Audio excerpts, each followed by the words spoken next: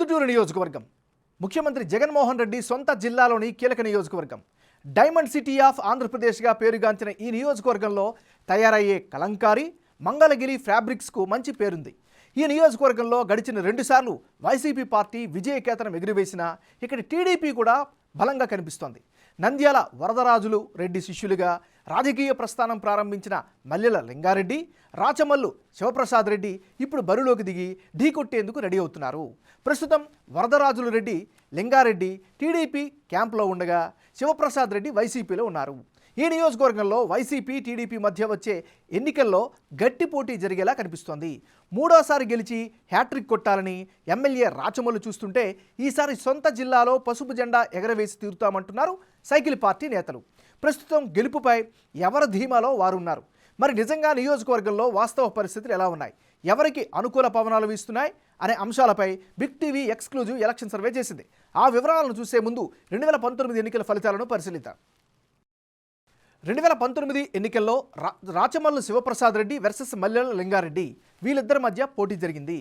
ఆ పోరులో వైసీపీ ఏకంగా 59% ఓట్లు సాధించింది. అదేవిధంగా తెలుగుదేశం పార్టీ కేవలం 36%, ఇతరులకు 5% ఓట్లు పోలయ్యాయి. అంటే 2019 ఎన్నికల్లో పొద్దుటూరులో వైసీపీ ఘన విజయం సాధించింది. ఏకంగా 59% ఓట్లు సాధించి రాచమల్లు శివప్రసాద్ రెడ్డి ఘన విజయం సాధించారు. 2014 కంటే 8% ఓట్లు అధికంగా సాధించారు రాచమల్లు. ప్రజా సమస్యలను పరిష్కరించడంలో ఆయన చూపిన చొరవ, ఆయన పాజిటివ్ ఇమేజ్ 2019లో ఆయన గెలుపుకు కారణమయ్యాయి. ఇక టీడీపీ వరదరాజుల రెడ్డికి కాకుండా ఈ ఎన్నికల్లో మల్లెల లింగారెడ్డికి టికెట్ ఇచ్చి బరిలోకి దింపింది. అయితే ఆయన కేవలం 36% ఓట్లు మాత్రమే సాధించగలిగారు. ప్రస్తుతం ఈ ఎన్నికల ప్రచారంలో వరదరాజుల రెడ్డి యాక్టివ్గా పాల్గొనలేదు. అంతేకాకుండా ఆయన మద్దతుదారులు కూడా టీడీపీ అభ్యర్థికి సహకరించలేదు. అటు వైసీపీ వేవ్, రాచమల్లు పాజిటివ్ ఇమేజ్తో పాటు అంతర్గత కుమ్ములాటల కారణంగా ఆ ఎన్నికల్లో టీడీపీ ఓటమిని మూటగట్టుకుంది. ఇక కాంగ్రెస్ నుంచి బరిలోకి దిగిన గొర్రె శ్రీనివాసులు కేవలం 1% ఓట్లను మాత్రమే సాధించగలిగారు. ఇవి గత ఎన్నికలకు సంబంధించిన లెక్కలు. మరి ఈసారి పరిస్థితులు ఎలా ఉన్నాయి అనే దానిపై బిగ్ టీవీ నిర్వహించిన సర్వే రిపోర్టును ఇప్పుడు చూద్దాం.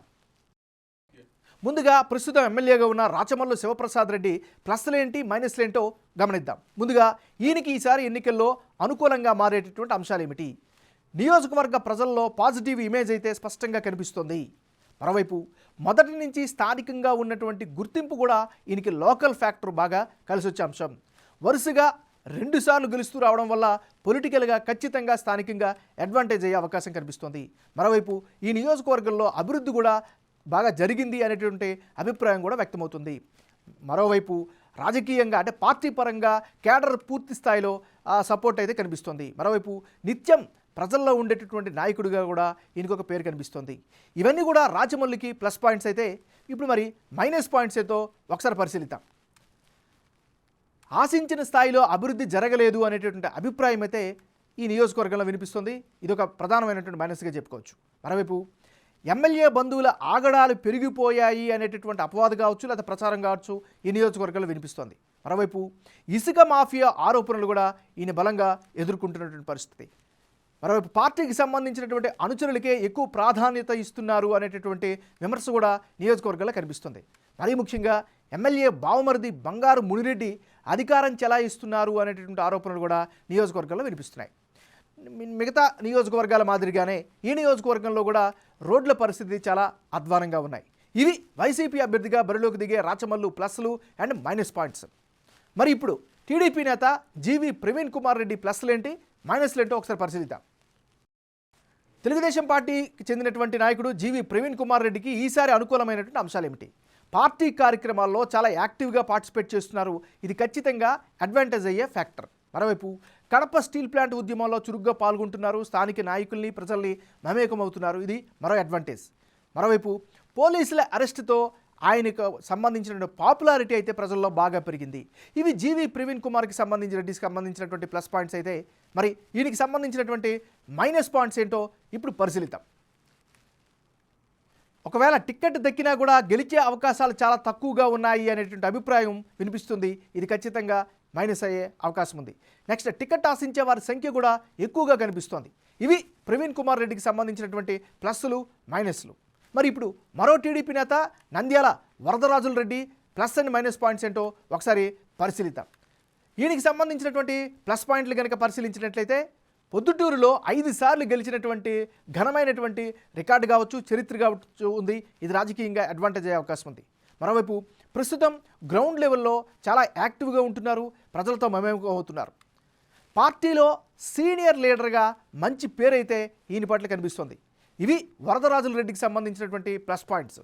మరి ఇప్పుడు ఆయనకు ఉండేటటువంటి మైనస్ పాయింట్స్ ఏంటో కనుక పరిశీలించినట్లయితే ప్రధానంగా వయసు రీత్యా చాలా పెద్దవాడైపోవడం, ఇప్పుడున్నటువంటి యూత్కి కాస్త డిస్కనెక్ట్లో ఉండడం, ఇది ప్రధానమైనటువంటి మైనస్గా కనిపిస్తుంది. మరోవైపు టిక్కెట్ ఆశిస్తున్న వారి సంఖ్య కూడా ఈ నియోజకవర్గంలో ఎక్కువగా ఉండడం కూడా మరో మైనస్గా చెప్పుకోవచ్చు. మల్లెల లింగారెడ్డి వర్గం సహకరించకపోవడం ప్రధానమైనటువంటి మరో మైనస్గా చెప్పుకోవచ్చు. ఇప్పుడు మరో టీడీపీ నేత మల్లెల లింగారెడ్డికి ఉండేటువంటి ప్లస్లేంటి, మైనస్లేంటో పరిశీలిద్దాం. మల్లెల లింగారెడ్డికి ఉండేటటువంటి అనుకూల అంశాలు: గత ఎన్నికల్లో ఓడిపోయారు అనేటటువంటి సానుభూతి, సింపతి ఫ్యాక్టర్ ఖచ్చితంగా కనిపిస్తోంది. మరి ముఖ్యంగా గత కొన్ని నెలలుగా చాలా యాక్టివ్గా ఉన్నారు, ప్రజల మధ్య ఉన్నారు, పార్టీ కార్యక్రమాలు నిర్వర్తిస్తున్నారు. ఇక పార్టీ పరంగా చూస్తే సొంతంగా కేడర్ను కూడా ఆయన మెయింటైన్ చేస్తున్నారు. ఇది అదనపు బలంగా చెప్పుకోవచ్చు. ఇవి మల్లెల లింగారెడ్డికి సంబంధించినటువంటి ప్లస్ పాయింట్స్. మరి ఇప్పుడు ఆయన మైనస్ పాయింట్స్ ఏంటో పరిశీలిద్దాం. మల్లెల లింగారెడ్డికి మైనస్ పాయింట్స్: శివప్రసాద్ రెడ్డితో సన్నిహితంగా ఉంటారు అనేటటువంటి ప్రచారం పొలిటికల్గా కాస్త డ్యామేజ్ చేస్తుంది అనే అభిప్రాయం కూడా కనిపిస్తోంది.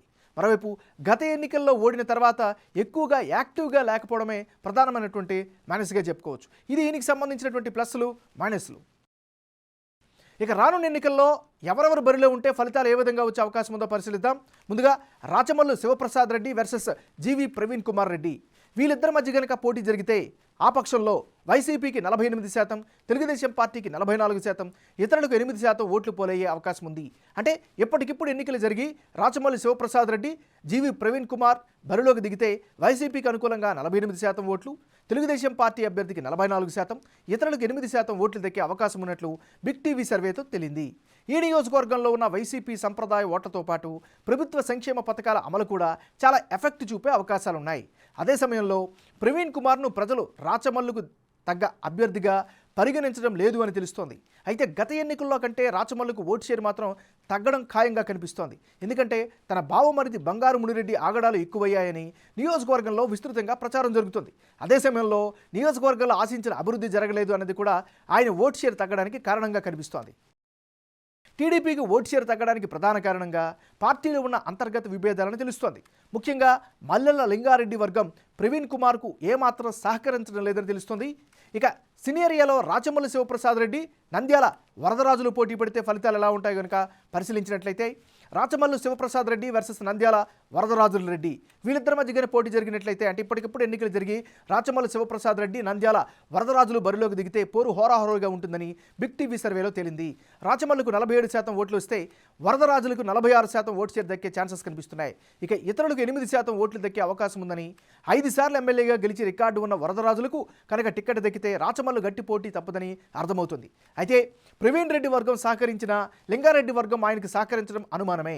అయితే ఈ క్యాలిక్యులేషన్స్లో కూడా 1% ఎక్కువ ఓటు షేర్తో రాచమల్లు గెలిచే అవకాశం ఉందని బిగ్ టీవీ సర్వే చెబుతోంది. ఇక రాచమల్లు శివప్రసాద్ రెడ్డి, మల్లెల లింగారెడ్డి బరిలోకి కనుక దిగితే ఫలితాలు ఎలా ఉంటాయో ఇప్పుడు ఒకసారి పరిశీలిద్దాం. అంటే వైసీపీ తరపున రాచమల్లు శివప్రసాద్ రెడ్డి, తెలుగుదేశం పార్టీ మల్లెల లింగారెడ్డి కనుక బరిలోకి దిగినట్టయితే, అంటే ఇప్పటికిప్పుడు ఎన్నికలు జరిగి రాచమల్లు శివప్రసాద్ రెడ్డి వర్సెస్ లింగారెడ్డి బరిలోకి కనుక ఉంటే రాచమల్లుకు 49% ఓట్లు, లింగారెడ్డికి 42% ఓట్లు దక్కే ఛాన్సెస్ కనిపిస్తున్నాయి. ఇక ఇతరులకు 9% ఓట్లు వచ్చే ఛాన్సెస్ ఉన్నాయి. అయితే లింగారెడ్డికి వరదరాజుల రెడ్డి వర్గం సహకరించకపోవడంతో ఆయన ఓటు షేర్ తగ్గిపోయే సూచనలు ఉన్నాయని తెలుస్తోంది. పార్టీ ఎవరికి టికెట్ వచ్చినా సపోర్ట్ చేస్తారని వరదరాజుల రెడ్డి బహిరంగంగానే ప్రకటించారు. కానీ అది అమలు జరిగే విషయంలో అనేక అనుమానాలు ఉన్నాయని ప్రచారం జరుగుతోంది. మొత్తంగా ఏ సినియర్లో చూసుకున్నా ఈ నియోజకవర్గంలో రాచమల్లుదే విక్టరీ అని చెబుతోంది బిగ్ టీవీ ఎలక్షన్ సర్వే.